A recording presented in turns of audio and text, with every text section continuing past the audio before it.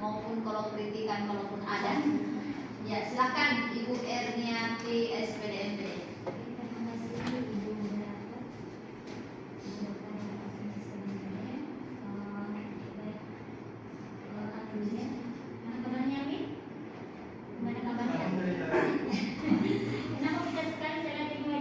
Seminggu kemarin pagi demam, batuk, flu, pusing.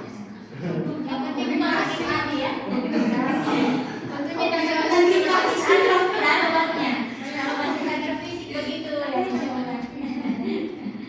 Oke, ini menarik sekali tadi pemaparannya yang di sana fotonya. Nah, tentunya ada beberapa yang saya garis bawahi tadi ya pada saat mempresentasikan materi yang telah dipaparkan tadi. Nah, tentang pembelajaran, konsep pembelajaran berdiferensiasi ya. Nah, saya mau tanya dulu nih pemahamannya Alwi tentang konsep pembelajaran berdiferensiasi itu seperti apa ya? Yang kita kaitkan dengan kebutuhan, kaitkan dengan minatnya siswa, gaya belajarnya siswa di kelas yang Anda ada. Seperti apa itu? Oke, baik, terima kasih banyak atas pertanyaannya Ibu. Jadi apa yang saya paham dengan konsep diferensiasi itu, secara garis besar yang saya tahu bahwasanya diferensiasi itu ada 3 komponen. Itu diferensiasi konten, satu, diferensiasi proses, dan diferensiasi produk. Dengan bagaimana sih kaitannya dengan implementasi di sekolah? Baik, saat di sekolah saya mendapati bahwasanya jujur tingkat pengetahuan anak-anak di SMA Negeri 22 Makassar itu saya rasa masih jauh di belakang untuk tingkat anak SMA. Apa itu jadi belakang? Sekolahnya kan jadi belakang atau apanya ini? Karena sekolahnya jadi jauh di belakang ini menimbulkan banyak tafsiran ya. Jauh dari segi kemampuan bahasa Inggris itu. Misal pada hari kedua saya masuk di kelas 10 itu, saya memberikan tugas untuk membacakan tes narasi. Dan di sana saya dapati banyak sekali peserta didik yang sangat kesulitan membaca, bahkan untuk membacakan kata ganti orang saja mereka salah-salah. Kata he dia laki-laki, dia sebut he. Iya, pronoun. She dia she. Dalam artian saya berpikir, kenapa kayak mundur sekali pembelajaran? Kemajuan teknologi sudah maju, tapi pemahaman siswa justru semakin mundur. Itu satu menurut saya. Kemudian bagaimana, apa sih langkah yang saya lakukan terhadap hal tersebut? Nah, untuk mengatasi hal tersebut, biasanya saya melakukan pendampingan lebih kepada beberapa siswa yang saya rasa butuh bimbingan. Contoh siapa namanya Zander, ada namanya Zander. Dia memang kurang sekali dalam hal pronunciation. Jadi saya biasanya kasih tugas lebih berupa list kosakata. Dan tolong Zander, ini hafalkan minggu depan, store ke saya sembari melakukan pembimbingan dan perbaikan. Itu yang saya lakukan.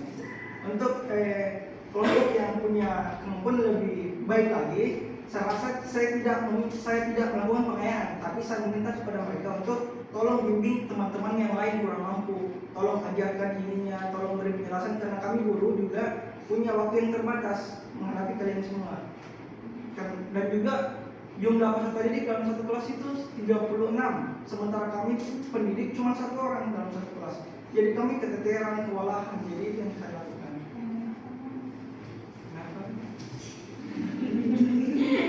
Oke, luar biasa sekali ya tadi yang dialami ya pada saat menerapkan ini. Tentunya setelah mendapatkan tantangan seperti itu ya, tentunya ada solusi tadi ya, ada beberapa solusi tadi yang disampaikan ya, yang diberikan ke siswa sehingga siswa tersebut bisa mengikuti lah ya sesuai dengan target pembelajaran. Nah, kalau dari segi keberhasilan ini kan Alwi di sana keberadaannya sudah 2 semester ya.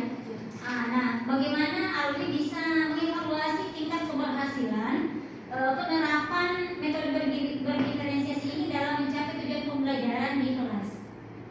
Tentu dalam mengukur tingkat keberhasilan pembagian diferensiasi tersebut, kami melakukan asesmen seperti yang teman-teman lakukan. Kami melakukan asesmen formatif, yaitu asesmen ketika proses pembelajaran berlangsung. Yang kedua, asesmen of learning, yaitu asesmen ketika pembelajaran telah dilakukan. Itu yang menjadi patokan kami, acuan kami, apakah tujuan pembelajaran yang kami susun di awal pembelajaran itu telah tercapai atau belum. Karena kami rasa asesmen itu merupakan wadah bagi kami untuk mengumpulkan informasi, untuk memahami, meningkatkan dan memonitoring perkembangan proses pembelajaran. Ini sudah masuk di modul belajarnya ya? Belum. Belum. Apanya itu? Pembelajaran berdiferensiasinya. Kalau saya pakai pendekatan culture, konsep teaching. CRT. Coba tampil. Iya. Oh, terus. Ada di grup saya kirim itu.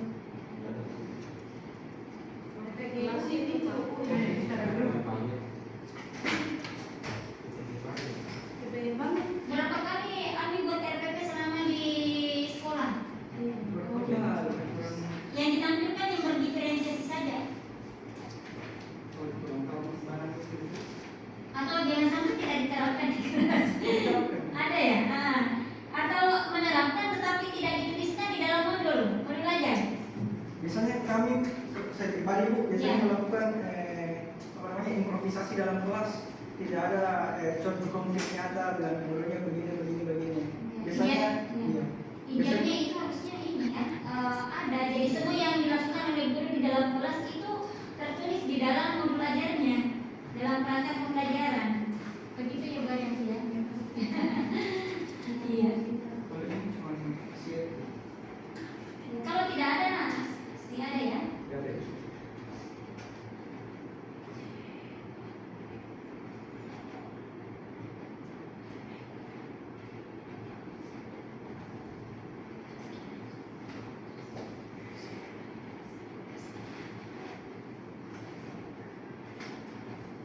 Itu yang di atas sama dengan yang di print. Sama.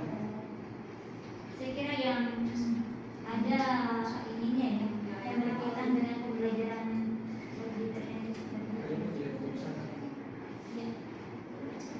Oke, Alwi terkait lagi dengan kompetensi untuk menjadi guru inspiratif. Menurut Alwi, apa sih makna menjadi guru yang inspiratif bagi siswa? Seperti apa itu guru inspiratif bagi siswa? Kalau yang saya paham, kalau yang terbersih di pikiran saya ketika mendengar guru yang inspiratif bagi siswa itu yang Kaitan dengan kompetensi pedagogik dalam menciptakan pembelajaran yang bermakna. yang paling penting itu menurut saya soal keteladanan. Apabila guru telah menampilkan dirinya sebagai sosok teladan yang baik bagi peserta didiknya, dari cara dia bersikap, dari cara dia menguasai materi, dari cara dia mengatasi masalah, cara dia melakukan pendekatan kepada siswanya, cara dia menyampaikan solusi. Saya rasa itu telah menjadi sosok guru yang menginspirasi bagi mereka. Apabila semua itu telah ditampilkan kepada peserta didiknya dan tentu dengan cara yang baik pula. Sudah dilakukan? Iya, insya Allah sudah dilakukan dengan maksimal. Alhamdulillah ya. Supaya kira ini betul-betul sudah diimplementasikan di kelas ya. Nah, bisa dikaitkan dengan kompetensi pedagogik yang dapat membantu Alwi dalam menciptakan pembelajaran yang bermakna di kelas. Oke, untuk pembelajaran bermakna, oh iya, saya ingat sekali bahwasanya pada materi procedural text kemarin di kelas 12 itu kami membawakan satu materi inti yaitu membuat resipi tentang procedural text. Jadi pada kesempatan itu kami persilahkan kepada peserta didik untuk merancang resepi procedural text. Kemudian kami arahkan juga kepada mereka untuk membuat event. Jadi di satu sekolah itu ada satu hari yang memang betul-betul kami khususkan untuk event tersebut, yaitu Market Day di SMA 22 Makassar. Market Day. Nah, di Market Day itu semua pesertanya semua kelas 3 yang telah melakukan pembelajaran procedural text khususnya di resepi. Jadi mereka memang buat tenan per kelas. Dalam kelas ada 4 kelompok. Jadi satu kelas itu ada 4 tenan. Mereka buat 4 tenan, kemudian dia menjelaskan apa yang mereka buat dalam bahasa Inggris, of course. Dia menjelaskan apa yang mereka buat, mereka memasarkan kepada teman-teman kelas 1, kelas 2, guru-guru dan mahasiswa PPL. Dan saya, kalau saya rasa nanti cuma memang rangkaian dari materi prosedural tes itu kami adakan paket D karena kelas 12 tidak ada kelima, kan 13 tapi kayaknya kalau di sini kerja. Iya, di sekolah anak saya begitu. Jadi dan saya rasa dengan melakukan hal tersebut, kegiatan tersebut cukup bermakna bagi mereka, menurut saya seperti itu. Oke, bisa ditambah kemudian apa? Yang tadi sudah. Yang pertanyaan terakhir, selama ini Alwi dalam menggunakan teknologi ya, menggunakan teknologi dalam pembelajaran, karena tidak Alwi merasa kewalahan ya dengan teknologi yang Alwi terapkan di dalam kelas ya, khususnya di SMA Negeri 22 Makassar, dan tantangannya kewalahannya ya yang dialami, dan seperti apa cara Alwi mengatasi tantangan itu? Jadi yang paling saya ingin sekali itu pada saat melakukan workshop pelatihan itu.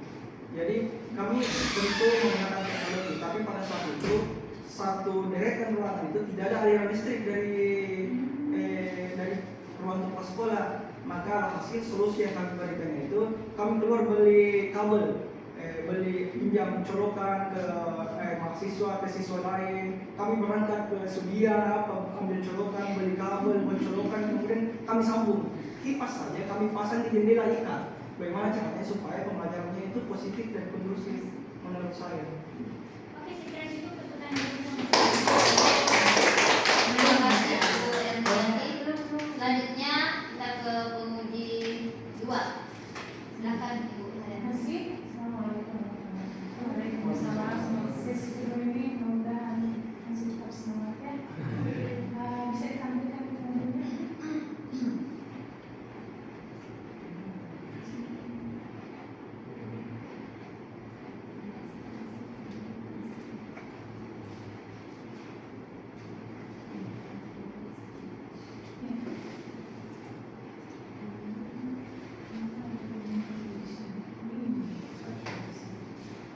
Oke, seperti pertanyaan sebelumnya yang saya berikan kepada peserta lain, apa pembelajaran yang sudah Alwi dapatkan selama mengikuti praktik pengajaran di sekolah? Baik, terima kasih banyak atas pertanyaannya. Jadi apa yang saya pelajari setelah mengikuti praktik pengalaman belajar di sekolah? Jadi di sekolah itu saya rasa saya mendapatkan banyak insight atau sudut pandang baru ketika saya mengajar di SMA 22 Makassar. Insight yang awalnya saya berpikir bahwasanya kami itu mahasiswa PPL cuma datang untuk menunaikan tanggung jawab, mengajar, memberikan pengajaran, memberikan materi dan lain sebagainya itu telah selesai. Tetapi ketika kami jalan lebih jauh lagi, ternyata tugas kami itu bukan hanya sekedar sebagai pengajar, tetapi juga kami juga berperan sebagai orang tua, kami juga berperan sebagai pendidik yang terus melakukan pendampingan kepada peserta didik, baik di dalam ataupun di luar kelas. Dan saya rasa interaksi di luar kelas itu sangat mempengaruhi bagaimana interaksi di dalam kelasnya. Jadi perlu adanya bonding atau pembentukan ikatan emosional yang baik antara pendidik dengan peserta didik. Dan saya rasa itu cukup berhasil ketika kita sudah satu rasa dengan peserta didik. Saya rasa proses pembelajaran akan berlangsung dengan baik. Mereka akan mendengarkan, kita akan dihargai, dan kami juga menghargai mereka. Itu yang saya pelajari. Itu refleksi yang didapatkan ya. Kemudian apa ada hambatan yang Alwi temukan selama mengajar? Atau menghadapi peserta didik dengan latar belakang yang berbeda, dengan kemampuan berpikir yang berbeda, ada hambatan? Tentu ada hambatan, Bu. Banyak sekali hambatan menurut saya. Bisa dipaparkan yang paling itu yang paling susah, paling berat bagi Alwi?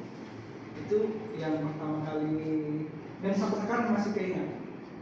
Pada saat itu saya mengajar di kelas 11.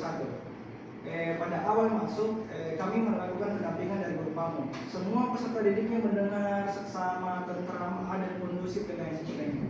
Tetapi pada pertemuan kedua dan ketiga tanpa adanya pendampingan, kami yang masih mengajar, mereka itu seolah acuh tak acuh ketika proses pembelajaran berlangsung. Bahkan mereka main game di dalam Mobile Legends dengan tentaranya mereka main game, cerita sendiri, dan lain sebagainya. Itu yang terjadi di kami pada awal-awal PPL.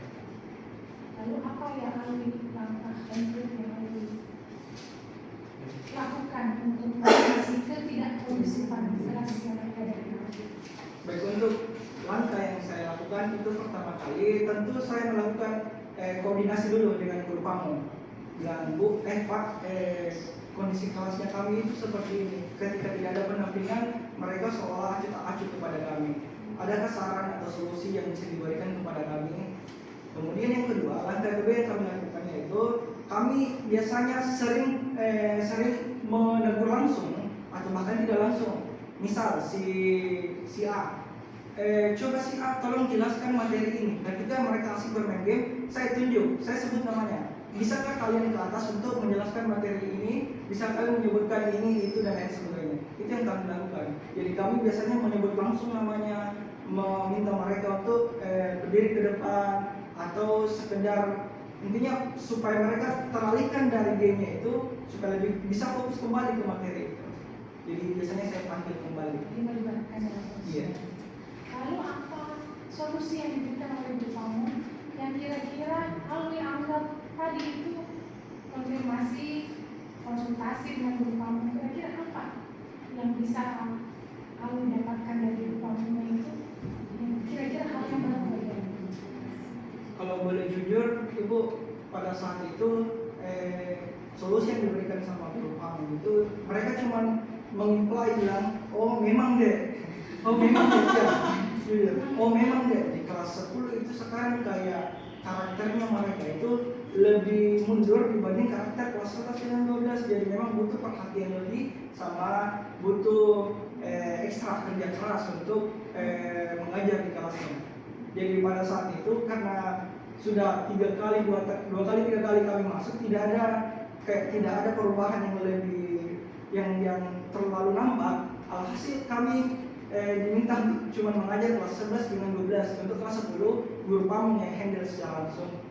Tapi kalau mereka butuh pengajaran, kami masuk sekali-sekali saja. Jadi gitu. Jadi ceritanya mundur sebelum bertarung ya. Jadi dikasih kelas 11 dan kelas 12 karena dianggap tidak mampu mengenai kelas 10 gitu ya.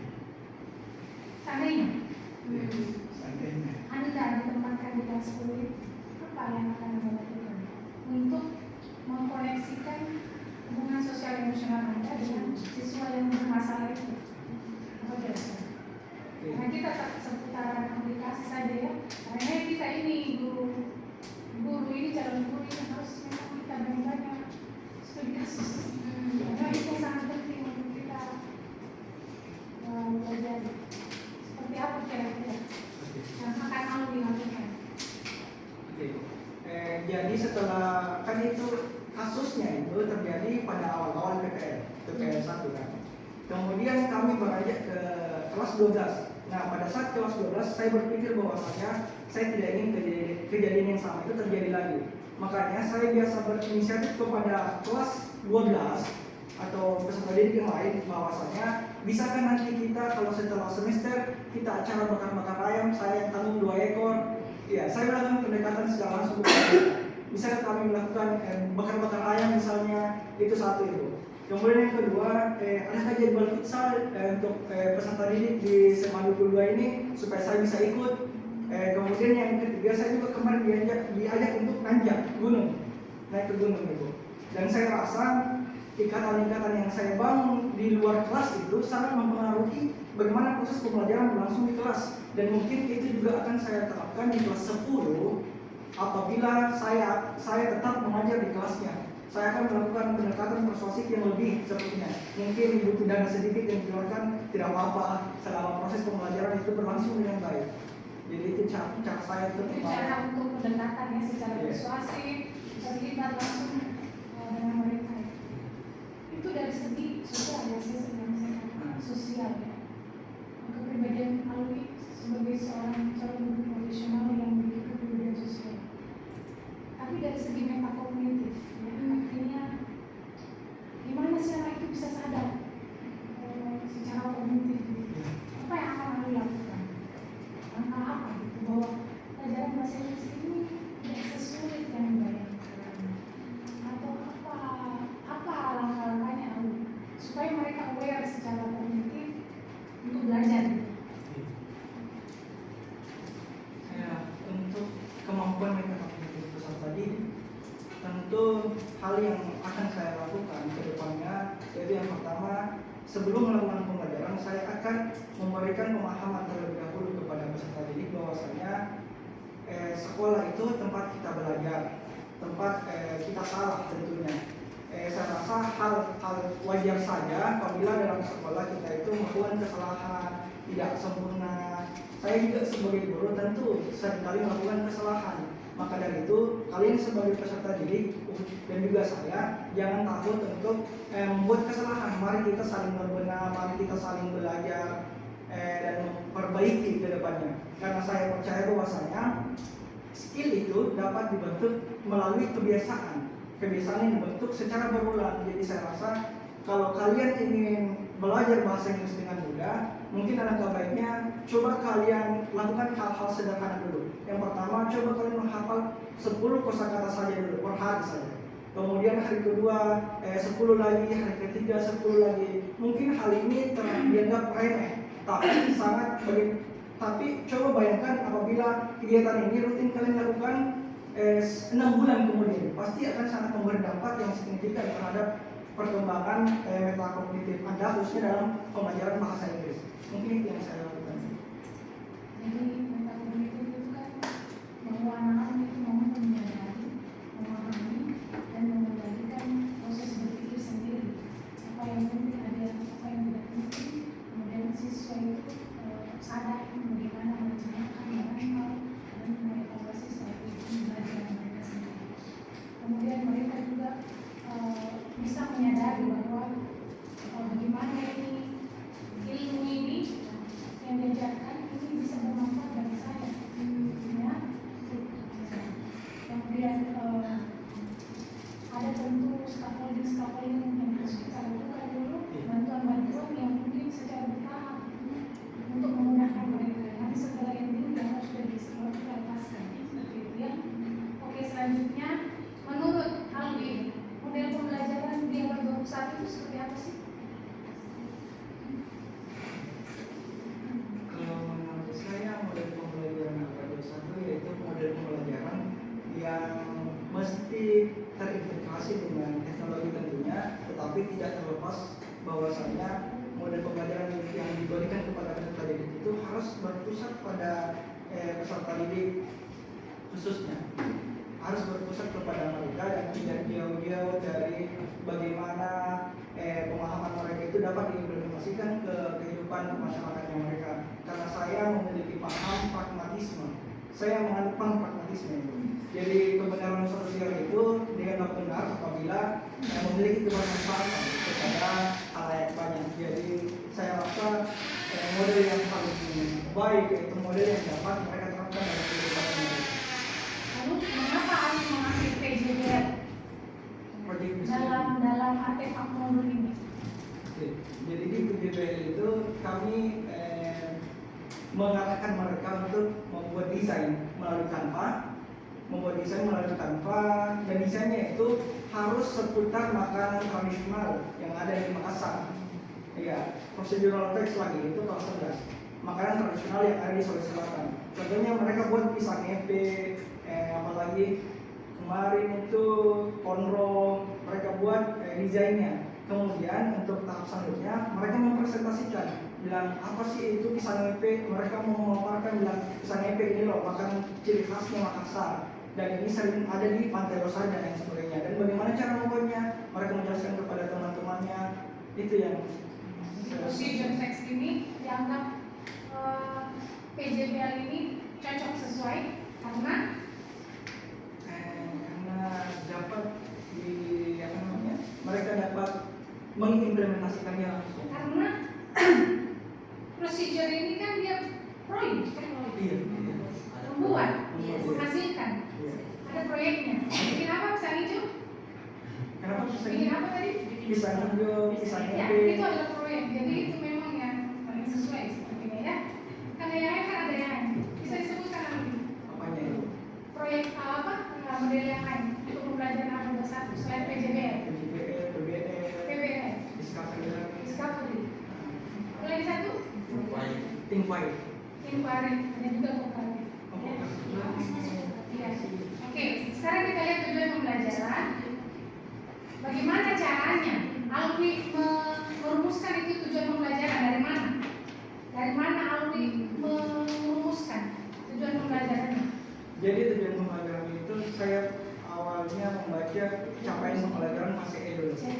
Iya, kemudian saya lebih fokus pada elemen-elemennya. Ada elemen bergimana, berbicara, menulis dan sebagainya. Kemudian setiap elemen itu saya pecah lagi yang mana kompetensinya dan yang mana materinya. Kemudian dari sana saya susunlah tujuan pembelajarannya berdasarkan taksonomi Bloom. Yang mana di sana? Apakah dia refleksi taksonomi Bloom sana di mana? Ada tujuan pembelajaran bisa ditunjukkan? Mengidentifikasi, Itu apa masuk di mana itu? Jadi Level apa dia? level C. Satu ya. Mana lagi di sana? Kemudian sebagai mampu menganalisis. Oke. Dia analisis masuk C2. Saya masih balik soal. C4 kalau Kemudian sebagai mampu berkomunikasi secara kolaboratif, komunikasi dan sebagai mampu mempresentasikan produk. ini semua diambil dari ATP yang saya buat itu. dari C. CP yang berhasil KTP ya, baru kemudian Disesuaikan dengan materi. mana duluan TP atau ATP? TP. ATP dulu itu sebenarnya. ATP. ATP duluan? TP dulu itu baru ATP. TP dulu. TP dulu kan? Lalu CP, TP, ATP. Kenapa itu? Berdasarkan ini harus ditahu ini. Karena lu ini halus sekali ini tahu. CP, TP, ATP. Jadi berdasarkan apa itu ATP-nya? Kita lihat yang mana fokus lebih duluan yang paling penting. Jadi kita ada deduktif. Jadi yang gampang dulu baru yang susah. Kayak belajar berenang misalnya dalam olahraga. Itu apa yang dulu harus anak-anak lakukan? Mampu ya. Baru setelah itu nanti yang lebih susah. Nah ini yang harus kita tahu. Jadi dari TP baru alurnya apa yang duluan. Jangan langsung susah. Jangan langsung C5, C6. Setengah mati anak harus dari yang mudah dulu, deduktif ya. Dari yang abstrak konkret dulu baru yang ke abstrak gitu ya. Oke. Nah, itu saja ya dari saya. Biasa penjelasannya. Baik, terima kasih Pak Suji. Ya, saya juga menyimak dan memperhatikan Aldi lancar-lancar menjawabnya. Dan inilah tadi sempat saya mendengarkan ketika di kelas dulu ya, menggunakan pendekatan persuasif. Ya, memang guru itu harus sedikit berkorban. Ya, itulah yang dikatakan guru ikhlas. Ya, guru ikhlas. Bukan hanya ada pidananya baru mau bergerak. Ya, ada pidananya baru mau bergerak. Tapi bergerak kalau memang harus dilakukan ya kita keluarkan saja. Ya, karena sesuatu yang kita lakukan dengan ikhlas, insya Allah kita akan dapat. Ya, baik. Terima kasih. Silakan kepada selanjutnya Siti Awalia Mansur. Ya. Ada Pak Mansur. Baik, untuk pertama mau tidur dulu. Oke, mau tidur dulu. Supaya tidak bosan, saya persilakan dulu penguji 2 ya untuk memberikan pertanyaan, saran ataupun kritikan kepada Siti Awalia Mansur. Ya, dengan dipersilakan. Siti Awalia Mansur. Semangat ya, sudah makan kita? Sudah, alhamdulillah. Baru bisa minum lagi. Orang bisa masuk. Baru bisa saya. Oke, jadi ini saya masih mau mengajukan pertanyaan yang sama. Apa pembelajaran yang sudah Awalia Mansur dapatkan selama praktiknya?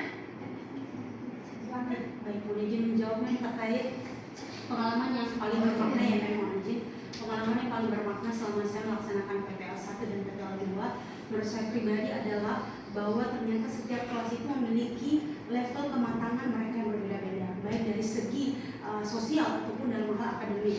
Kalau pengalaman pada saat mengajar di PPL 1 itu kami fokus kepada kelas 11 saja, Ji. Dimana alhamdulillah saya lihat sekali secara pribadi menyaksikan dengan beberapa observasi juga kelas 11 mereka alhamdulillah sudah punya kematangan yang lebih baik karena mereka sudah melewati level kelas 10 itu, kemudian mereka juga sudah mendapatkan ilmu-ilmu dari kelas 10 yang mereka gunakan di kelas 11.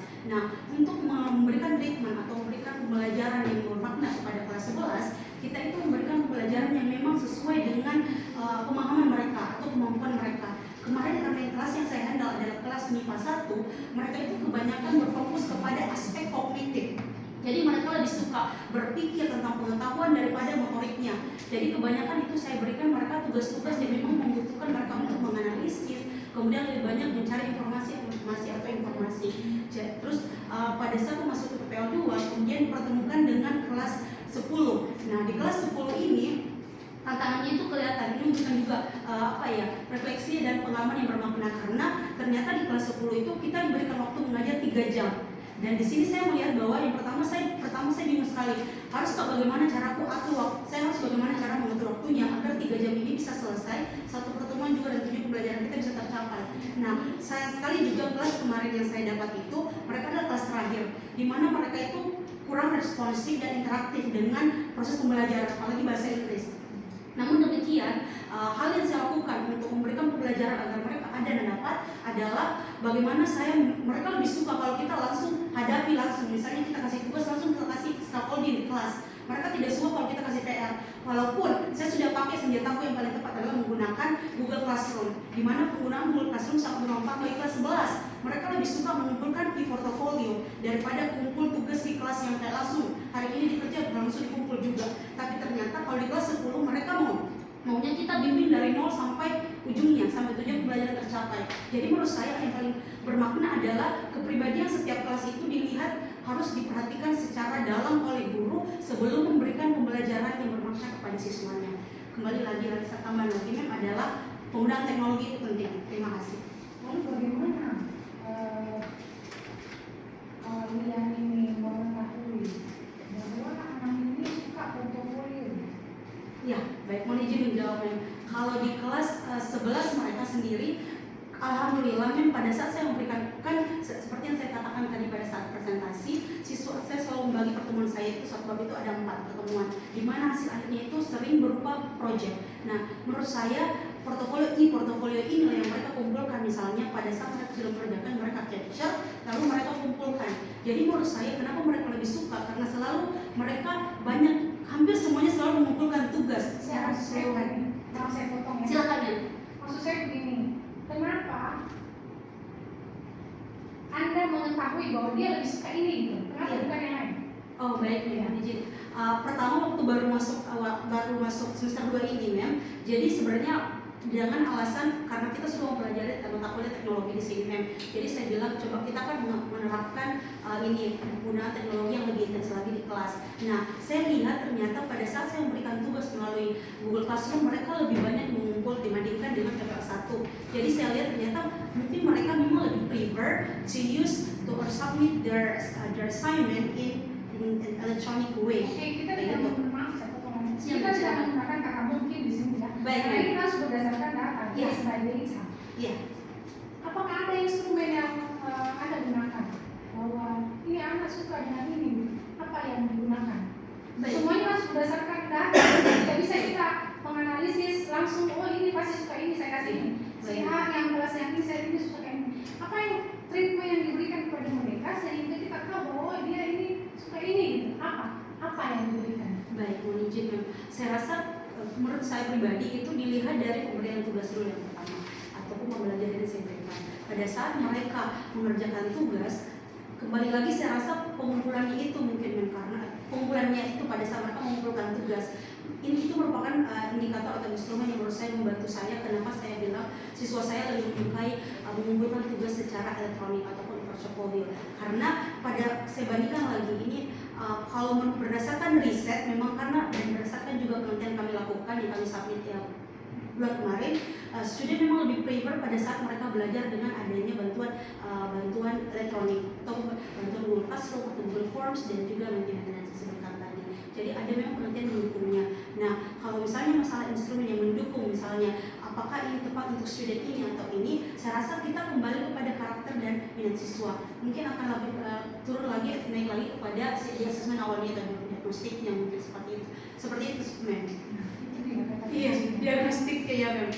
Saya melakukan asesmen diagnostik untuk kelas 10 kemarin mem, dan untuk kelas 11 pada saat memasuki kelas 2, pada saat masuk semester 2.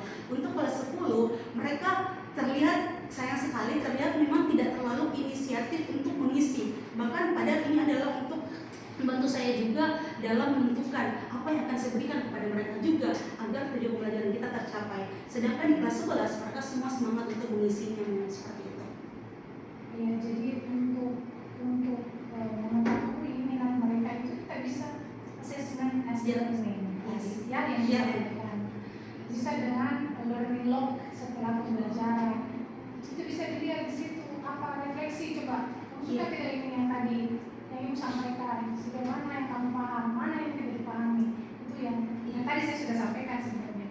Jadi untuk mengetahui minatnya anak-anak itu tidak bisa kita langsung kasih saja, tapi harus juga ada analisa dulu, ya. Mungkin misalnya pertemuan pertama kita kasih tidak berhasil, ya pertemuan selanjutnya jangan diulangi lagi. Kita harus ganti teknik gitu, ya. Oke. Lalu bagaimana pertanyaan selanjutnya untuk Aulia, bagaimana Aulia menerapkan deep learning dalam kelas? Baik, izin deep learning berarti ke pembelajaran secara lebih mendalam gitu. Ya. Menurut Saya saya ini kan kurikulum merdeka kita akrab dengan belum Karena ini kan, kan- tapi di BPI kita belum diajarkan. Tapi Belum, boleh ya? saya menjawab soal pemahaman silakan saya. silakan karena ini kan sudah hal yang berlaku umum sekali Iya. sejak menteri kita digantikan. Iya. Jadi deep learning sering-sering pasti dengar kan? Iya. Harus artinya begini.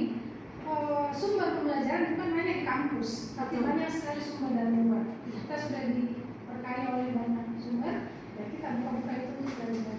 Ya silakan. Ya, sepemahaman saya sendiri, deep learning itu berarti pemberian pembelajaran kepada siswa di mana mereka tidak hanya menggunakan apa yang mereka pelajari di kelas, tetapi juga bagaimana bisa menerapkannya di luar sekolah mungkin seperti itu. Nah, jadi untuk memanfaatkan deep learning ini, saya lebih banyak memberikan tugas kepada siswa saya, memberikan materi ataupun tugas kepada siswa saya yang berkaitan dengan pengalaman ataupun kehidupan pribadi mereka sendiri, sehingga mereka bisa relate dengan apa yang akan kita bahas di kelas. Misalnya kemarin saya mengajarkan pelajaran di mana saya mengambil tentang 2 topik, yaitu isu sosial dan isu lingkungan.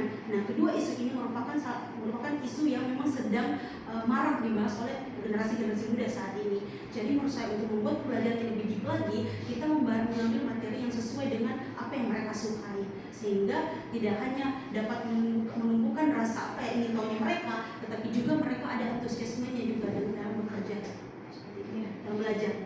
Iya, ini kan dari awal tadi materi saya melihat sering sekali diulang-ulang itu bermakna. Yes. Bermakna. Nah ini pembelajaran bermakna itulah yang sebenarnya esensi dari deep learning, bermakna dan menyenangkan, ya berpihak kepada Peserta didik. betul sekali. Artinya tidak hanya sekedar menghafal, mengetahui, tapi harus kita ke hots gitu. Yes. Bukan cuma sekedar kita bermain pada tataran level 1, C1 dan C2, tapi langkah berikutnya jika kita ke level 3, ya, C5, C6, menganalisis, mensintesis, mengkreasi, ya, gitu kan? Iya betul, mensintesa ya. Kemudian mengaitkan pengetahuan satu dengan pengetahuan yang lain itu juga adalah bagian dari deep learning, dan membuat siswa itu mampu mengaplikasikan pengetahuan itu dalam kehidupan nyata kontekstual itu juga adalah bagian dari deep learning. Mengembangkan rasa atau sikap kritis, berpikir kritis, reflektif dan kreatif itu juga adalah deep learning. Ya, sebenarnya ini istilah baru yang lama. Sebenarnya sudah dipakai. Sebenarnya kita sudah tahu dan Baik, kita sudah baik. lakukan. Iya. Cuma mungkin ini istilahnya yang baru. Iya. Dan ada yang bilang itu adalah kurikulum deep learning. No, itu bukan kurikulum, itu hanya pendekatan. Ya. Nanti kita masih di kurikulum merdeka, tapi pendekatan deep learning Tapi tetap esensinya harus seperti itu. Sebenarnya dimanapun itu pembelajaran yang baik memang harus di not only survey apa Yes. ada lawannya di itu survey. Service, yes. Mendasar. Misalnya kalau selama ini kita suruh anak hafal kok. Iya. Hafal mana? Shalom. Hafal 10 kata kerja vocabulary. Iya. Itu kan? Iya. Itu ada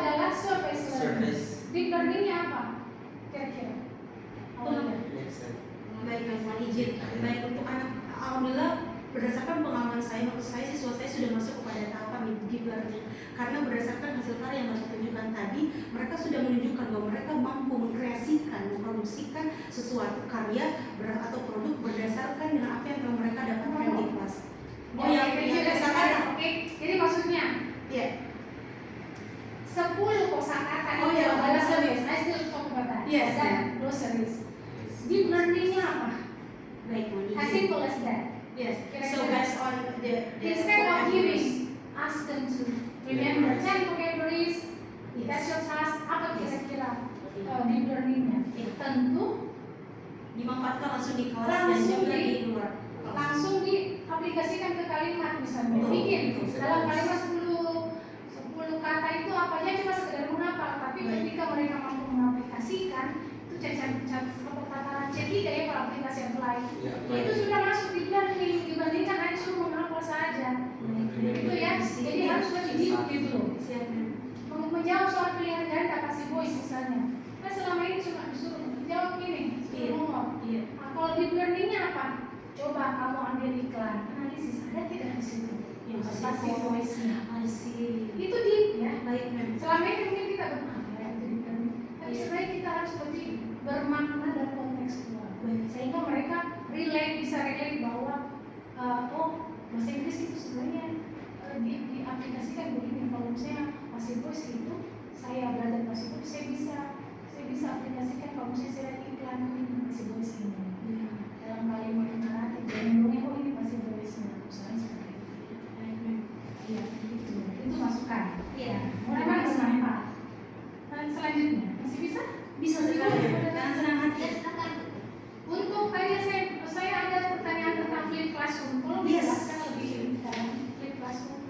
Baik, ma'am. Mohon izin. Mekanismenya seperti apa? Iya, mohon izin berdasarkan pemahaman yang saya pahami tentang flip classroom berarti guru itu memberikan materi melalui aplikasi atau website. Di sini saya menggunakan Google Classroom karena memang itu yang free bagi kita. Jadi kita memberikan materi dulu, kemudian siswa itu mempelajari di rumah. Setelah itu di kelas besoknya itu atau sepekan setelah saya memberikan materi, kita membahas tentang materi yang telah saya bagikan di kelas. Jadi kita berdiskusi sehingga siswa tidak lagi harus kayak mendengarkan penjelasan dari guru secara menyeluruh dari teks tersebut, tapi bisa secara briefing saja karena mereka sudah mempelajari di rumah. Seperti itu, ma'am. Jadi saya rasa flip classroom ini lebih kepada penggabungan antara luring dan daring, tapi lebih banyak kepada bagaimana materi kita berikan dulu, kemudian siswa dan guru itu mau menggunakannya di kelas. Jadi berdiskusi seperti itu, ma'am. Apakah itu efektif? Menurut saya pribadi kalau di kelas yang saya hadapi IPA 1 alhamdulillah itu efektif.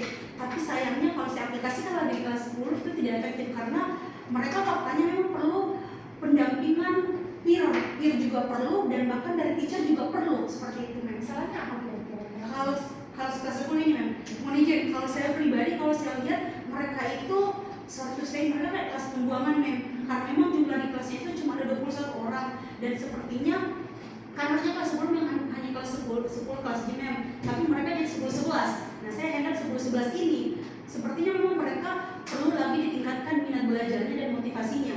Kalau spesifik belajar bahasa Inggris, saya pribadi cara menerapkannya adalah saya tidak kasih mereka yang paling susah dulu, tapi saya kasih yang simpel-simpel saja. Kayak misalnya bagaimana, Le?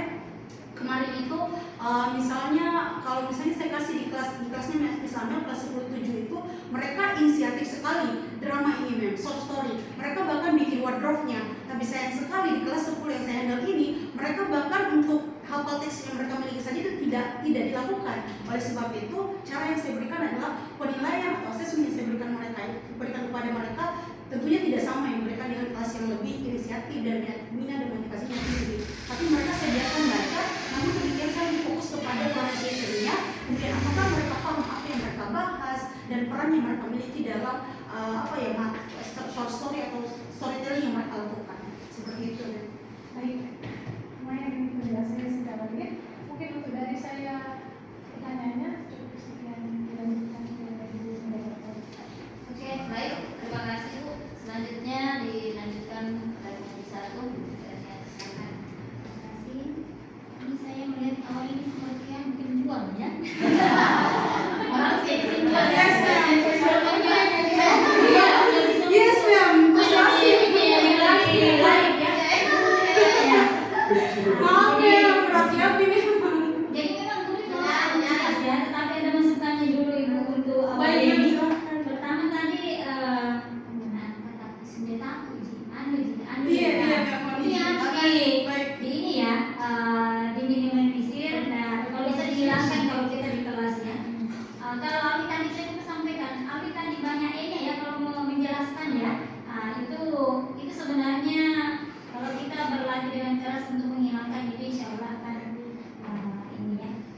kemudian caranya awalnya menjelaskan itu bagus. Ya saya suka semangatnya, antusiasnya, tetapi kadang terlalu cepat ya. Iya, Bahkan sampai sampai tadi dia sulit untuk mengatur nafasnya.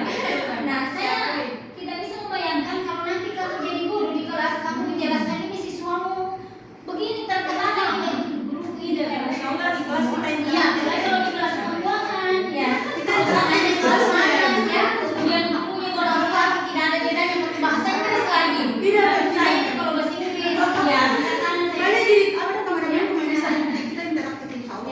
ya makin ini siswanya ya, jadi itu masukan supaya dia bisa lebih maksimal lagi nanti ya dalam menyampaikan materi, apalagi bahasa itu sangat menarik sekali untuk diajarkan, sehingga itu tadi cara menyampaikannya itu terlalu cepat ya, apalagi untuk di kelas-kelas yang kita sudah identifikasi ini, kelas pembuangan atau kelas yang sudah melewati seleksi berkali-kali tidak lolos sehingga dia ditempatkan yang paling akhir ya. Nah, jadi pelan saja ya, pelan, yang penting dimengerti apa yang disampaikan oleh peserta didiknya atau siswanya. Nah, tadi menarik sekali tuh tadi masyarakat saya sebenarnya insecure ini berdampingan sama Bu Arianti ya, karena memang kalau untuk di kelas itu dia sudah profesornya untuk ini ya, untuk melakukan pelajaran. Saya secara umum saja pertanyaannya, karena yang tadi intinya sudah disampaikan oleh Ibu Arianti. Nah, tentunya Amalia dalam mengikuti PPG ini ada tantangan dan seterusnya ya. Dan tadi beberapa kali disampaikan pembelajaran bermakna ya. Dan saya baca di PowerPoint-nya itu ada pemanfaatan teknologi yang direfleksikan dalam pembelajaran bermakna. Nah, kemudian saya mau konfirmasi apakah memang teknologi yang digunakan itu di dalam kelas sudah berjalan dengan maksimal di sekolah? Kalau kelas yang saya handle selama PPL 1 dan PPL 2, menurut saya pribadi memang teknologi memberikan dampak dan pengaruh atau influence yang sangat signifikan atau krusial bagi siswa saya, apalagi kelas 11 ini. Kembali lagi saya lanjutkan pada saat PPL 1 dan PPL 2. Pada saat PPL 1, saya tidak menggunakan Google Classroom, sehingga materi itu saya bagikan saja, kayak saya chat satu orang kemudian dibagikan di grup misalnya. Saya tidak tahu apakah mereka membaca atau tidak. Sedangkan pada saat saya menggunakan Google Classroom, siswa kan bisa langsung saja, kayak tidak usah melihat satu orang yang saya kabari, tapi memang mereka bisa mau sendiri saja langsung bilang ada di Google Classroom ternyata materi yang sudah dibagikan oleh guru. Selain itu memang juga masuk otomatis ke notifikasi emailnya mereka bahwa ada materi baru yang harus mereka pahami. Itu yang positifnya ya. Iya. Kan ini satu sekolah dengan Abi ya. Betul. Bahkan ada ini ya, kalau di negatifnya tadi ada suatu waktu didapati bahwa siswa itu bermain Mobile Legends di dalam kelas pada saat proses pembelajaran. Nah, pernah tidak awalnya mendapatkan seperti itu, siswa itu menggunakan teknologi yang kemudian mengganggu makna pembelajaran? Pernah tidak mendapati siswa seperti itu di kelas? Baik, mohon izin, kalau saya pribadi berdasarkan pengalaman saya senantiasa berusaha untuk menghindari hal tersebut, karena sejak awal ketemu dengan dua kelas ini, saya ada tidak siswa yang pada saat awalnya mengajar dia menggunakan teknologi tidak pada tempatnya? Ada yang pasti. Bagaimana cara mengatasinya? Ada pasti. Jadi pada saat mereka misalnya pada saat saya menjelaskan sedangkan dan dia menggunakan device-nya seperti itu, ya. Saya lebih sama mungkin dengan caranya rekan-rekan saya. Kita lebih banyak menyebutkan atau bertanya kepada mereka. Tapi kalau saya pribadi juga, saya dekati dia langsung. Kemudian saya tanya apa yang sedang kamu lakukan, apakah itu berkaitan dengan pembelajaran kita atau tidak.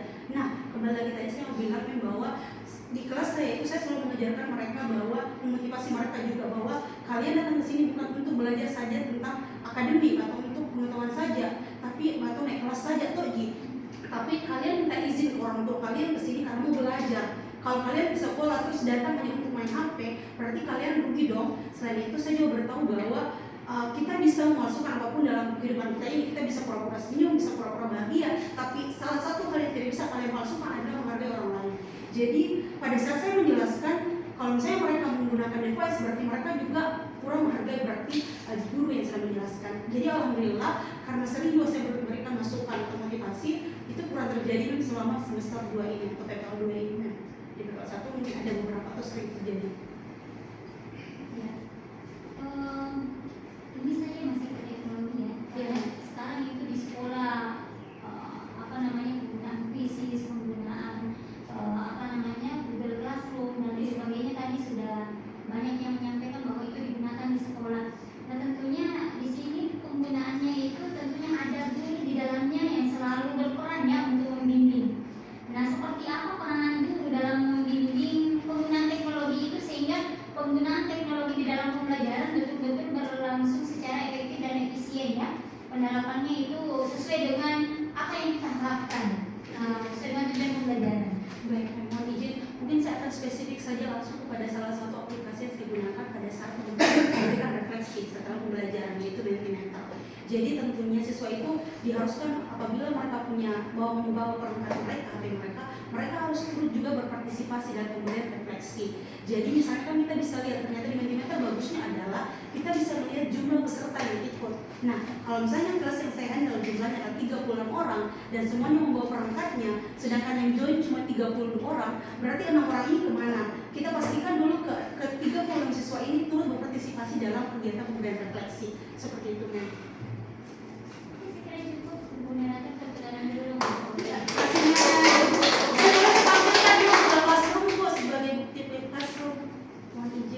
Ini seperti ini aplikasi Classroom.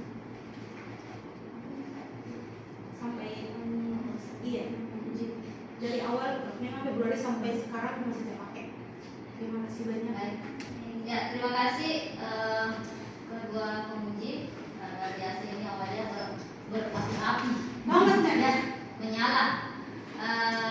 Tetapi saran saya sebagai pemuji, kita juga tidak bisa melepaskan begitu saja kepada peserta didik terhadap penggunaan teknologi ini.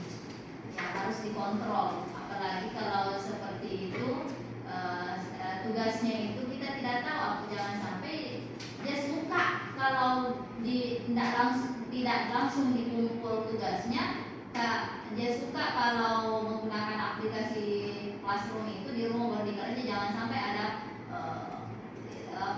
yang misalnya copy paste atau nyontek, hal-hal yang seperti itu harus kita pikirkan untuk penggunaan seperti yang digunakan awalia Google Classroom. Tapi bagus ya pemaparannya dan penjelasannya, menurunkan, mengurangi dan menghapus sebagian pertanyaan-pertanyaan dari penguji. Oke, baik, selanjutnya Yuniarsi. Ya, ini mungkin masukan untuk Ibu untuk adik awalnya itu Ya, awalia. Jadi barangkali kalau misalnya kita nanti di kelas di sekolah itu jangan kita terlalu cepat bicara. Baik, Mem. Kita tahu bahwa teman-teman anak-anak itu berbeda-beda. Baik, Satu betul. siswa dengan siswa yang lain belum tentu sama. Betul. Ya.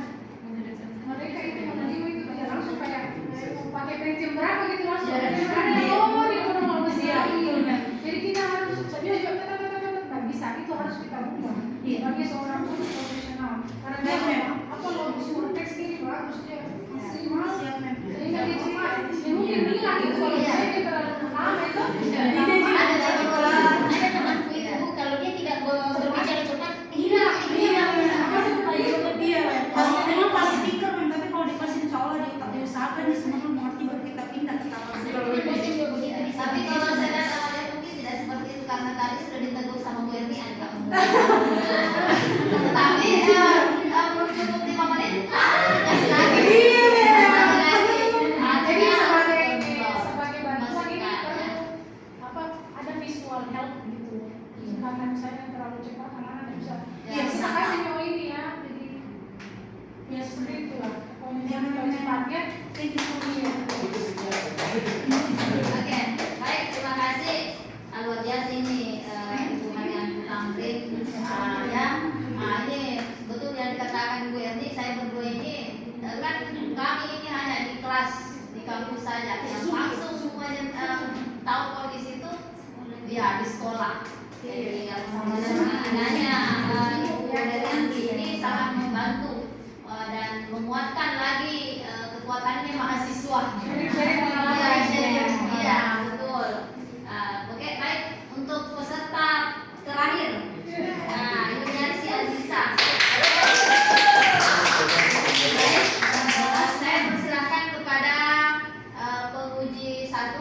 kembali Ibu Erniade SPD untuk memberikan pertanyaan, saran ataupun ada kritikan. Silakan. Terima kasih Ibu Moderator.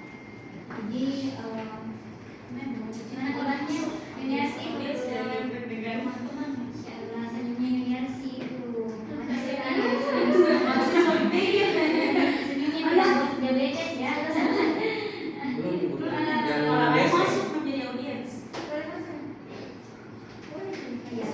Oke, Yuniarsi boleh dijelaskan Yuniarsi ini terkait dengan ini ya, pemanfaatan teknologi dalam pembelajaran ya, seperti apa pengalamannya di sekolah pada saat Yuniarsi mengajar di kelas. Baik, izinkan kalau di kelas itu pertama dari teknologi saya gunakan Google Spreadsheet untuk pengecekan kehadiran siswa. Jadi saya tidak pakai lagi kertas ini, tapi langsung di Google Spreadsheet. Dia memudahkan dia untuk guru pamong langsung cek apakah siswa yang mana hadir atau segala macam, karena linknya saya berikan share ke beliau. Kemudian untuk aplikasi lain saya juga gunakan Kahoot untuk biasanya asesmen informatif atau kuis-kuis ringan dan juga Mentimeter untuk refleksi siswa. Seperti itu, Mas. Seberapa penting sih menurut Yuniarsi ini pemanfaatan teknologi sebagai guru ya, yang kemudian dimaksimalkan ke siswa? Karena terus terang saya membaca ini di Finlandia ya, malahan di Finlandia itu pembelajarannya sekarang dia kembali ke buku ya. Sekarang teknologi itu perangkat digital dalam proses belajar mengajar, itu dia kurangi ya, penggunaan bahkan di negara ya kembali jadi back to books ya. Jadi dia di Finlandia itu betul-betul, apalagi dia di Mati ya, jadi kota Finlandia yang kemudian menggunakan perangkat digital, dia kembali ke buku teks dan pena. Karena berbagai dampak yang kemudian didapatkan, banyak dampak negatif daripada penggunaan teknologi itu, baik dari segi kesehatan ya, fokusnya, konsentrasinya siswa dan sebagainya. Nah, apa pandangannya Yuniarsi terkait dengan kebijakan ini ya yang terjadi di Finlandia? Silakan.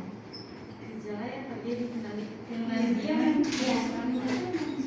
Ini kan mereka kembali ke buku. Dia bukan tidak menggunakan teknologi, mengurangi penggunaan teknologi dan memaksimalkan penggunaan buku untuk meningkatkan konsentrasi dan fokusnya siswa dalam pembelajaran.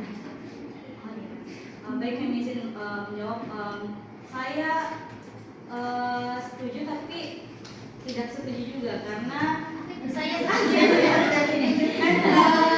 di suatu sisi saya merasa bahwa memang penggunaan gadget dan sosial media di kalangan remaja itu. setujunya kenapa dan tidak setuju juga itu yang mana, bagaimana?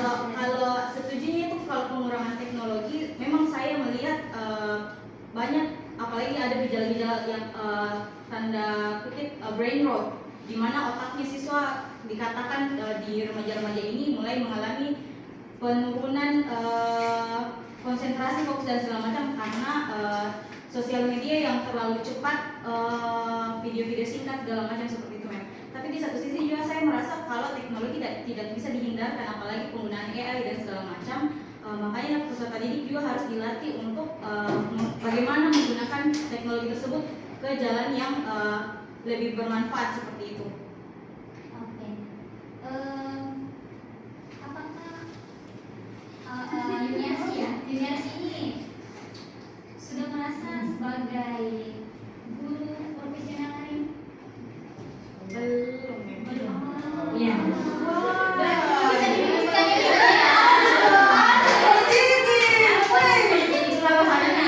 Sedikit kita ini langsung saja kasih Maksud saya belum, kalau berdiri di depan MEM sekarang saya merasa belum menjadi guru profesional karena masih banyak pengalaman yang harus saya gali. Seperti apa sih sebenarnya guru profesional dalam pandangan Yuniarsi ini?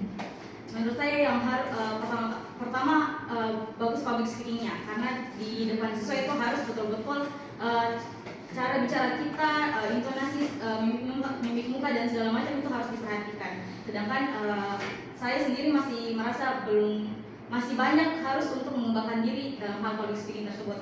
Kemudian dari menurut saya guru yang profesional juga harus banyak tahu inovasi-inovasi atau aplikasi-aplikasi teknologi yang sedang marak digunakan peserta didik, sehingga kita tahu bagaimana cara pengaplikasian tersebut ke pembelajaran, sehingga pembelajaran tersebut terasa menyenangkan dan bermakna bagi peserta didik. Kemudian selain itu saya merasa bahwa guru profesional itu juga guru yang bisa kreatif, banyak inovasinya, banyak proyek-proyek yang bisa diarahkan siswa untuk melakukan hal tersebut, seperti itu. Sudah pernah menerapkan model project based learning kelas? Proyek mem? Iya. Sejauh ini belum ya, masih Belum? masih presentasi segala macam. Pada saat mengajar di kelas, tidak pernah menggunakan model project based learning? Kalau dalam hal menulis mem, maksudnya proyeknya Mengajar di kelas? iya mem. Kalau Belum? proyek dalam Belum atau sudah? sudah mem, tapi maksudnya dalam bentuk benda. Iya. Menurut Yuniarsi ini kan sudah menggunakan ya model project based learning di sekolah ya.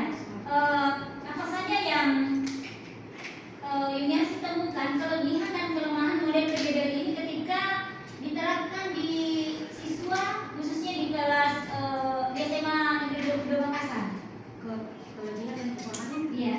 Kalau kelebihannya peserta didik merasa lebih bersemangat kalau dari pandangan saya, karena mereka betul-betul bisa mengkreasikan dan mengaplikasikan kreativitas mereka.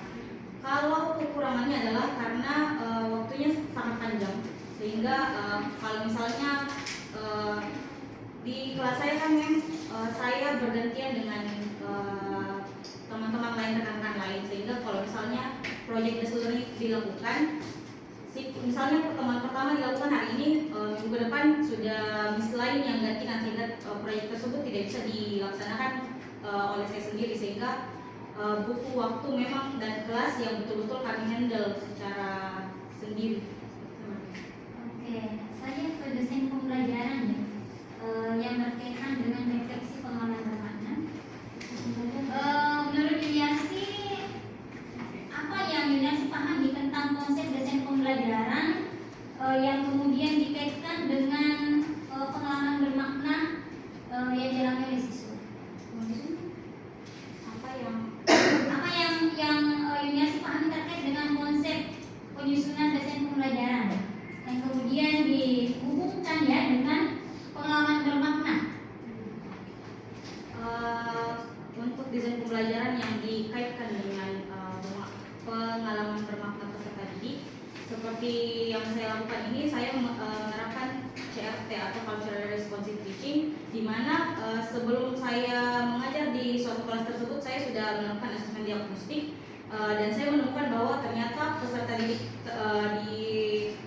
di kelas tersebut kebanyakan dari suku Bugis Makassar. Nah, kemudian saya kaitkan dengan pada saat itu materi teks naratif, teks eksplanasi, saya mengambil adat atau tradisi Mapaci. Nah, di sini peserta didik yang belum tahu tentang Mapaci merasa lebih terfokus karena hal ini baru untuk mereka. Sedangkan peserta didik yang sudah tahu tentang Mapaci, mereka justru lebih engage lagi, lebih tertarik lagi karena baru betul-betul tahu ternyata proses Mapaci ini seperti ini, proses langkah-langkahnya seperti ini, arti-arti dari benda-benda yang digunakan pada saat proses Mapaci ini ternyata artinya seperti ini, sehingga desain pembelajaran yang saya terapkan CRT dengan mengkaitkan Mapaci ini saya lihat sangat bermakna bagi peserta didik karena mereka bisa tahu adat istiadat mereka sendiri. Ada tantangan yang didapatkan pada saat tantangan utama dalam yang didapatkan dalam mengumpulkan dan mengelola refleksi pengalaman bermakna dari siswa? Ada tidak tantangan? Ada mem. Seperti apa tantangannya? Baik mem. Terkait tantangan untuk pengumpulan refleksi mereka, karena peserta didik di kelas yang saya ampu ini ada beberapa yang tidak menggunakan HP, tidak memiliki HP, sehingga saya menyiasati hal tersebut dengan tidak apa-apa pinjam HP-nya Miss dulu atau pinjam HP-nya teman untuk membuat karena refleksi yang saya terapkan, dan mohon maaf sebelumnya saya jelaskan dulu, refleksi yang saya gunakan Mentimeter.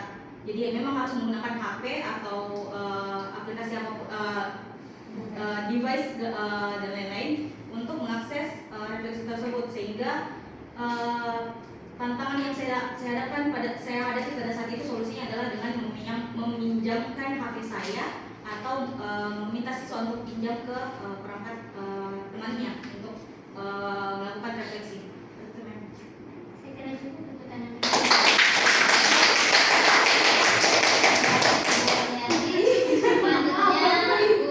Selanjutnya Guru Muji, Ibu Harianti Tamri dan SPD dengan ini silakan.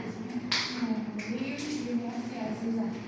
Pertanyaan pertama, seperti tadi, apa pembelajaran yang ingin dapatkan selama menjadi mahasiswa waktu di sekolah? Pembelajaran bermakna yang paling berkesan bagi saya adalah bagaimana cara berkomunikasi dengan orang lain. Sebelum PPG, saya termasuk orang yang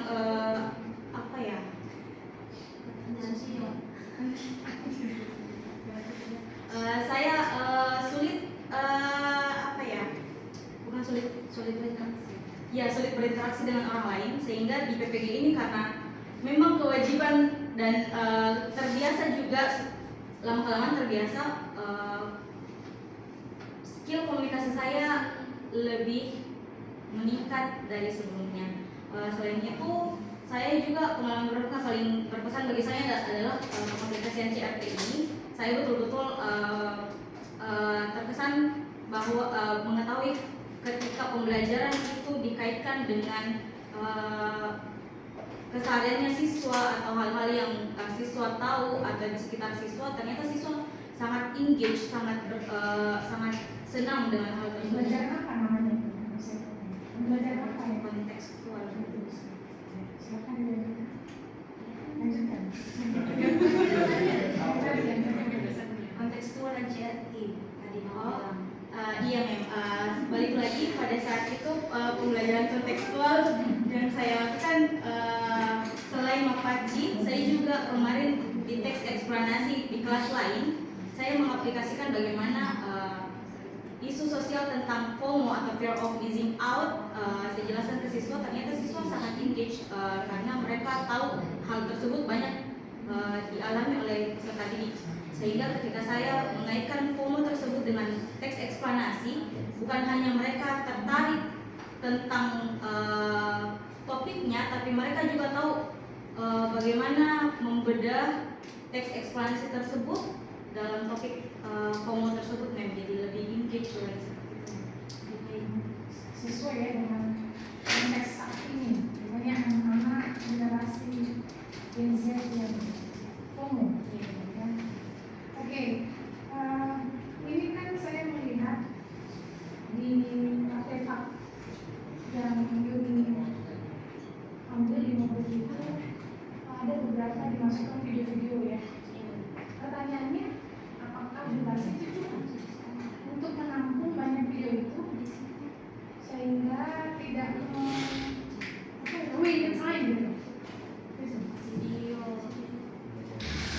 Kalau misalnya boleh ditampilkan mobilnya, itu kan di sana banyak sekali, ada beberapa video di mobilnya Yuni.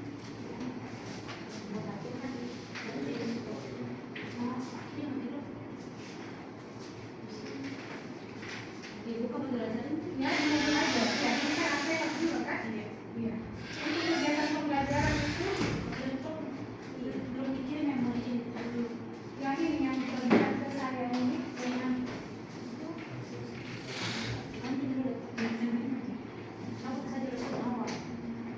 waktu butuh untuk beberapa saat untuk mengisi Google Spreadsheet, ya kan? Spreadsheet, kemudian video 3 video loh 3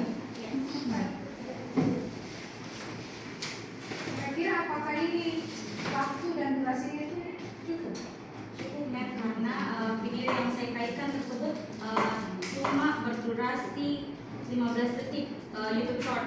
Jadi memang untuk mengait sebagai pertanyaan semantik saja. Saya perlihatkan. Kalau romantik berarti dia harus di awal. Sedangkan ini, saya lihat dia masuk di kegiatan itu. Berarti dia bukan kategori romantik, tapi dia sudah materi. Romantik itu ada di awal. Romantik pun itu tidak boleh terlalu banyak. Ini 1, 2, 3, 4. Banyak sekali romantiknya 5. Romantik itu ada di awal. Pertanyaan ringan yang menuntun anak-anak gitu ke sana. Tak boleh langsung kasih kayak dia harus diajak dulu pelan-pelan dengan beberapa pertanyaan romantik yang ringan, yang tidak banyak. Ini saya lihat banyak sekali. Dan dia sudah masuk di kegiatan inti. Romantik itu ada di awal ya. Namanya romantik, yang dimantik gitu loh. Iya. Berarti kalau organisasi masalah pada BBL dan BJBO harusnya itu ada di kan masuk kegiatan inti berarti. Ini dia masih dia pakai apa ini? Pakai PBL ya. Iya. Kenapa pakai PBL? Karena menurut saya memang sudah pernah dilakukan sebelumnya dan waktunya menurut saya cocok untuk PBL di teks eksplanasi. Karena tidak pentingnya teks eksplanasi. Jadi dia menjelaskan tentang culture budaya. Apa spesifikasi dari contoh ini pertemuan pertama dia tentang apa ini? Video tentang apa ini? Kalau yang pertemuan pertama itu memang saya kaitkan FOMO, video tentang FOMO 15 detik saja. Terus di sini ada juga cycle of how it happens, bagaimana siklusnya menjadi terjadi sama ini. Kegagalan panen ya. Kegagalan panen. Jadi saya tiga saya kaitkan di sini teks eksplanasinya. Karena saya pada saat itu saya harap konsultan ini bisa dapat topik yang berbeda-beda di teks eksplanasinya. Jadi tentang FOMO, apa lagi setelah FOMO, siklus hujan, sama gagal panen. itu dalam satu pertemuan? Iya. Wow. Itu terlalu gemuk materinya, sedangkan waktu itu berapa? Tidak banyak. Nanti yuk akan keteteran dan semua ini tujuannya itu bisa saya diterapkan. Yang pertama, romantik. Dalam sebuah pertemuan atau pertemuan itu, romantik itu ada di awal. Pertanyaan ringan seputar, sekarang FOMO yang apa itu FOMO? Menurutmu FOMO itu seperti apa sih? Kalau kemarin lagu itu apa masuk FOMO? Nah, itu kan itu mereka pasti langsung engage. Karena kan memang romantik itu supaya kita pancing engagement siswa. Tak bisa dikasih kayak dia diantar pelan-pelan, jadi suap pelan-pelan sedikit. Kayak apa lagi selain lagumu? Ada sekarang lagi yang binatang apa lagi itu? Binatang apa lagi itu yang kayak tikus itu? Boneka apa lagi? Anakku lagi kayaknya cuma dia kayak dia yang selalu sama buaya itu. Oh iya. Iya,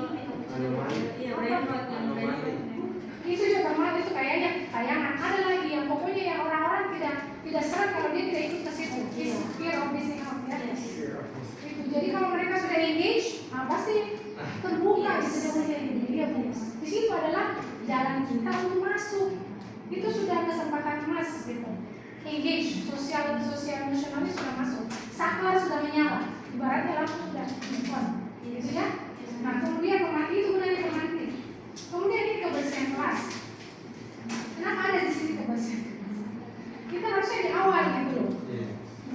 Ya di awal memang sebelum kita masuk, ya dulu memang masuk di pintu, guru langsung masuk pintu.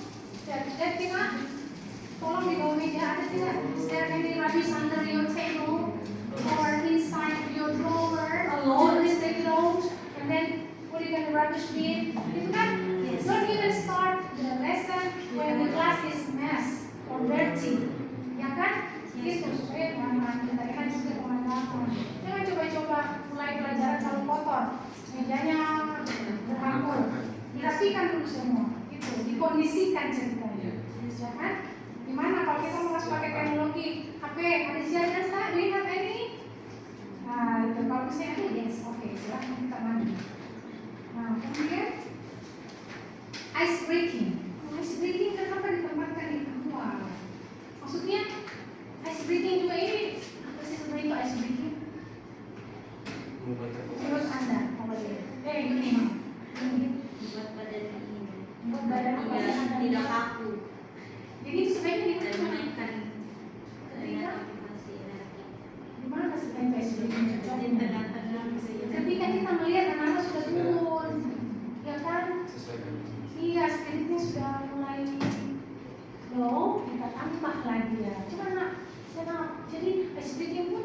bisa kita ice breaking yang benar gitu.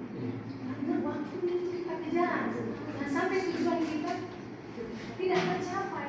Makanya saya bilang selalu kepada mahasiswa, jangan bikin tujuan banyak-banyak kalau kita merasa dia tidak bisa tercapai semua. Kalau cuma 3 kalau bisa tercapai ya 3 saja, jangan bikin 10. Ya kan? You will pull it out. Yes. Jadi, nah itu dia, ice breaking pun coba kamu pikir, pernah tidak kamu melakukan ice breaking waktu sampai 1 jam habis 1,5 jam? Ya kan, lomba joget-joget, just for half an hour, you lost it. Itu padahal, jadi gunanya ice breaking itu apa? Useless, cuma bikin capek anak-anak, bikin buyar konsentrasi. Itu ice breaking nggak boleh terlalu banyak, tidak boleh terlalu lama.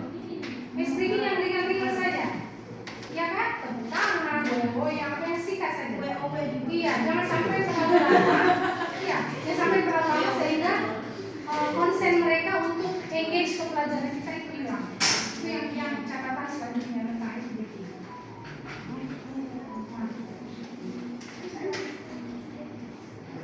Oke, membacakan tujuan pembelajaran. Kemudian ini tujuan pembelajaran tidak perlu lagi dimasukkan begini. Langsung saja guru menyebutkan tujuan pembelajaran terlalu banyak ini. Ya, karena sudah ada tujuannya di atas tadi. Ini juga video, tidak usah terlalu banyak. Ya kan? Waktu berapa? Nah, pertanyaan pematik itu di awal, bukan di tengah, bukan di inti. Kalau dia masuk, kalau video ini masuk di inti, maka pertanyaan atau aktivitas selanjutnya adalah bagaimana kita reference ke video itu. Jadi ini video ini sebagai media, jadi harus kita merujuk kepada video itu. Kira-kira aktivitas apa yang mereka bisa lakukan dengan video itu sehingga tujuan pembelajaran bisa tercapai, ya. Nah, kemudian saya tanya lagi, ini guru membagi peserta didik dalam 9 kelompok. Bagaimana cara membaginya? Kemarin pertimbangannya memang karena 36 siswa dan sempat ada di dosen pernah bilang kalau kelompok lebih dari 4 itu sudah tidak kondusif lagi kelompoknya, jadi diusahakan maksimal 4. Jadi saya bagi Ini 9 kelompok. maksudnya 4 orang dalam kelompok. Oh, 4. Oh, jadi 9 kelompok semua. For students to group gitu ya, bagus. Maksimal sebenarnya 5. Ya, kalau terlalu besar maka yakin dan percaya ada yang tidak bekerja. Ya, Biar project base memang bagusnya juga 5, tergantung projectnya maksimal sebenarnya. Lalu ini yang saya mau tanyakan, aktivitas apa yang diberikan pada saat pembagian kelompok itu? Apa yang diberikan pada tiap-tiap kelompok? KPD. Itu saja. Tidak ada tugas masing-masing. Anda tidak memberikan tugas masing-masing anggota. Bagian kelompoknya memang cuma ketua kelompok saja yang Itu saja. Jadi yang 3 orang, 4 orang itu tidak bekerja. Nah, di sini lagi satu. Semua anggota harus memegang peranan masing-masing. Kalau tidak bekerja mereka. Ya, misalnya 4. 1 orang kamu tugasmu apa? Ketua. Your responsibility. Kamu kontrol semua. Yang kedua apa? Itu tugasmu menulis. Ya, apa note taker. Yang ketiga misalnya apa? Kamu tugasmu pergi ke kelompok lain bertanya. Yang keempat, pokoknya semua harus ada. Aku bagian menulis ya, kamu bagian mencari searching. Yang keempat ini nomor 4, orang keempat dia searching ya di Google. Semua harus ada tugasnya masing-masing. Kalau terlalu besar, misalnya 7 orang, pasti ada yang tidak bekerja, dia nggak bisa begini. Itulah yang mengacaukan kelas. Jadi semua harus ada tasnya masing-masing.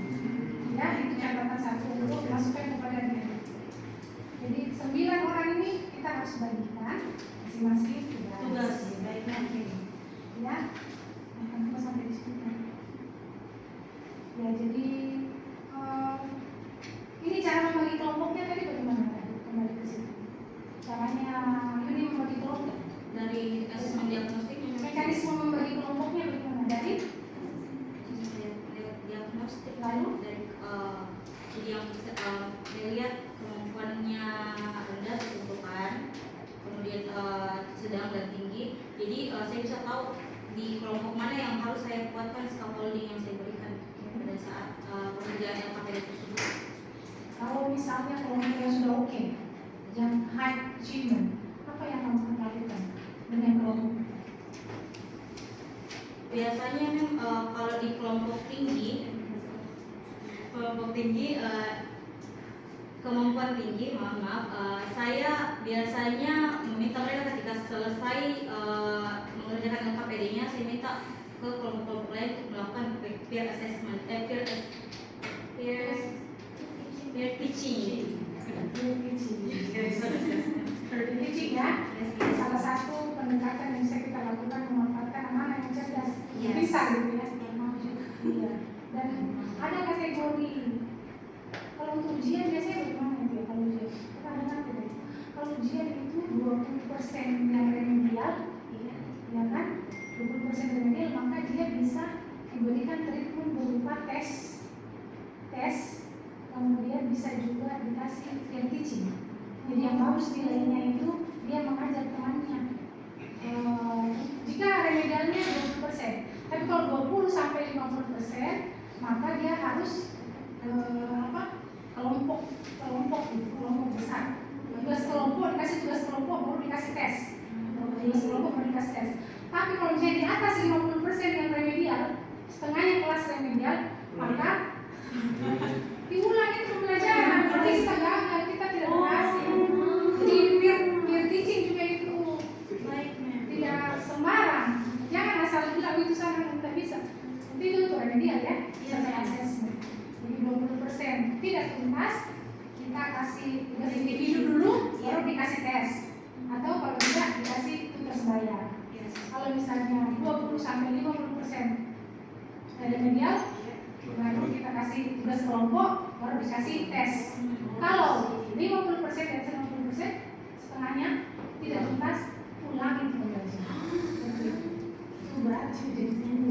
Tapi inilah kita. Berat itu menyandang guru profesional sebenarnya, tapi itu adalah keniscayaan yang harus dijalani. Ya, jangan sampai kita ini sebagai guru tidak bisa kasih contoh yang baik untuk anak kita, karena sekarang degradasi moral. Tantangan kita ini bukan anak-anak tidak pintar, terlalu apa ya, sudah bergeser ke karakter yang mereka itu harus kita betul-betul kembalikan ke jalur yang benar. Ya, nomor nilai itu hanya di atas kertas, ya adik-adik. Tapi yang paling penting adalah karakter mereka harus kita jaga. Bagaimana caranya? Ya kita dulu harus perbaiki karakter kita supaya kita kan digugur dan ditiru ya gitu ya. Iya, kalau misalnya bagaimana caranya kita perbaiki karakternya anak kita ini, jangan cuma nilainya bagus tapi pernah aja ketemu kita disambar, ya tidak ada salam masuk, ketemu tidak ada salam. Tapi kalau memang betul-betul mereka semuanya kemudian ketemu bagaimana sikapnya memang bagus, nah itu yang kita berhasil. Kalau misalnya secara nilai saja 10, 100 di atas kertas, cuma yang kita mau adalah kepribadian menjadi lebih baik. Itu intinya, itu pesan saya adalah ketika kita sudah terjun langsung sebagai seorang guru, yang harus kita perhatikan begitu bagaimana kita bina karakternya anak kita menjadi pribadi yang bertakwa, yang tidak gampang terpengaruh oleh hal-hal yang buruk, gitu ya. Baik, ya. Mungkin itu terlalu banyak nanti saya sampaikan.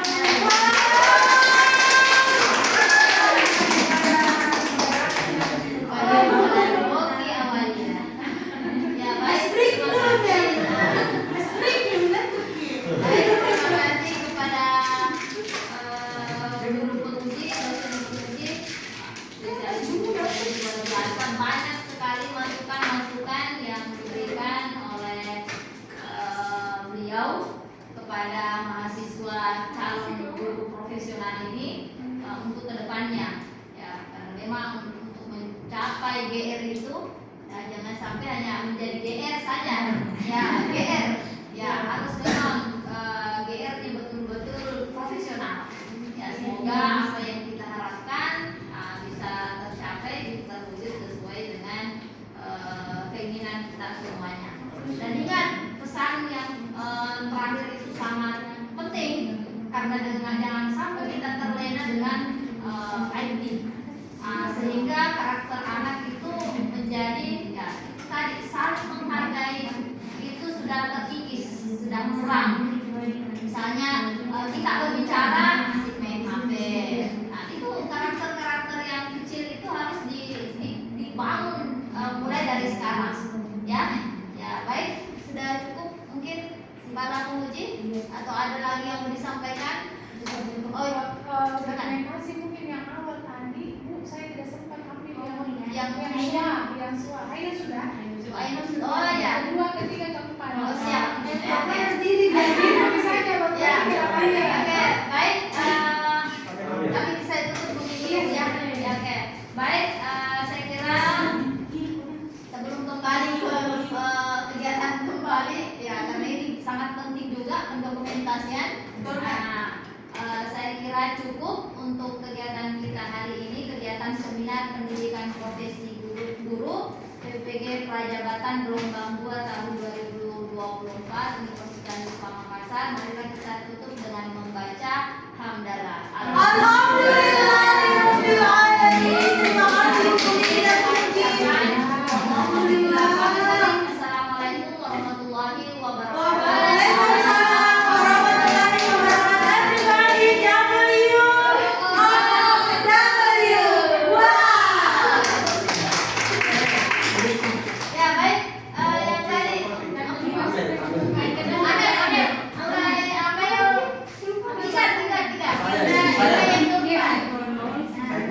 tadi Ainun sudah.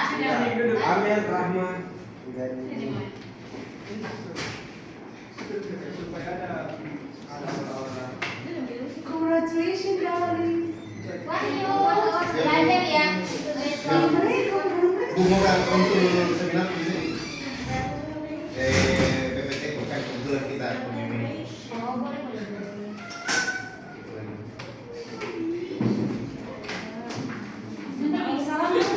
Nanti awalin Amalia. Nanti Amalia dulu Bi. Oh iya. Amin. Oh iya, Sumi Amel.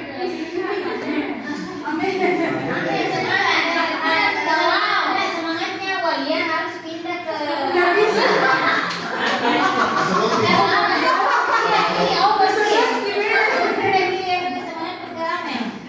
Harus wow.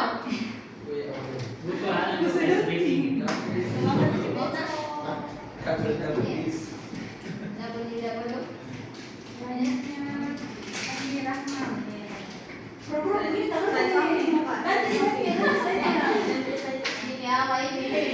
Senang semua. Gimana kita baca? Vitamin apa? Vitamin apa? Sebagian vitamin K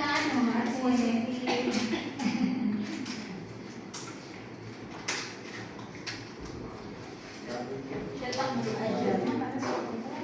Itu yang sebelah sana mana itu ada yang desa 21.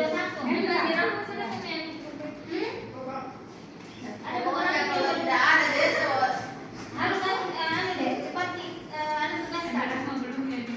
Tugas PPLK dengan tugas Ainun di bulan lengkap. Jadi dikerjain di Saya baru menyiapkan. saling siasat. saya kira janjinya itu mau bahas itu masuk Oke, sudah ini. sudah terus sama yang kira-kira oh bisa ujian hari ini ujiannya 3 pi oh 3 pi Masih ada dua. Wawancara sama Wawancara sama KPBT.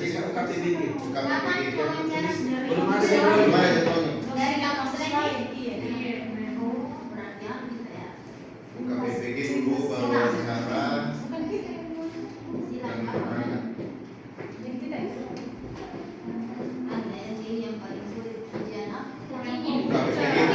Mungkin sudah yang bikin Mungkin sudah strategi. ujian apa lagi yang terakhir Buka PPG. Mungkin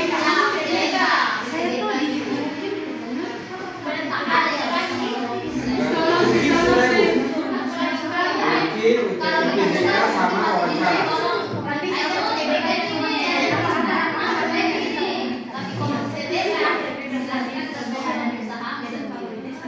kita tidak ada lihat di dosen. Ini ada ini kayak kisi-kisi.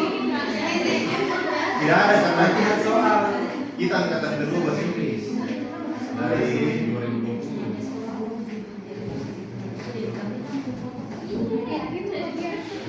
Pemantik itu bisa dibantu dengan foto atau gambar-gambar. Kira bisa membantu mereka membuka. Iya, bisa kita pakai gambar.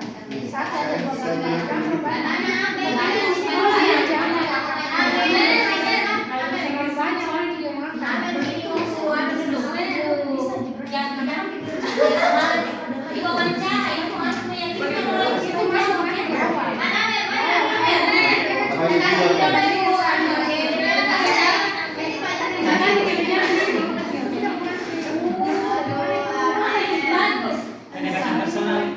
Pokoknya ringan saja. Yang bukan di cakrawala lagi mulai engage. Jadi nanti kita mulai engage mereka. Nanti sering kita juga pengajaran kita dari sini. Baru kita mulai. Orientasi masalah. Ya.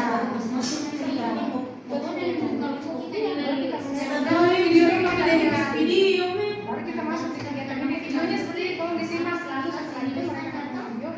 Kira-kira masa ini gambarkan atau apa kira-kira pelajaran yang kita kamu ambil dari situ. Kita biasa iya, video. sekolahku saya jauh. Di dekat Harusnya seminar dulu baru TKUD deh. Iya, sudah ketemu sama kita. Bukan bertanya, boleh? Kan tadi sempat kita dengar bahwa ekstrim itu harus di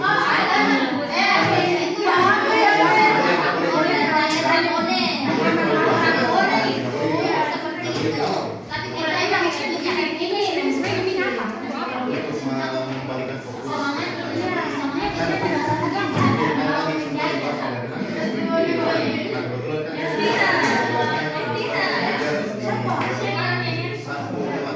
kalau siang itu kalau misalnya siang tapi ini yang bukan ya diri saya itu mempersiapkan namanya ya mempersiapkan kondisi fisik. Bye everyone, thank you.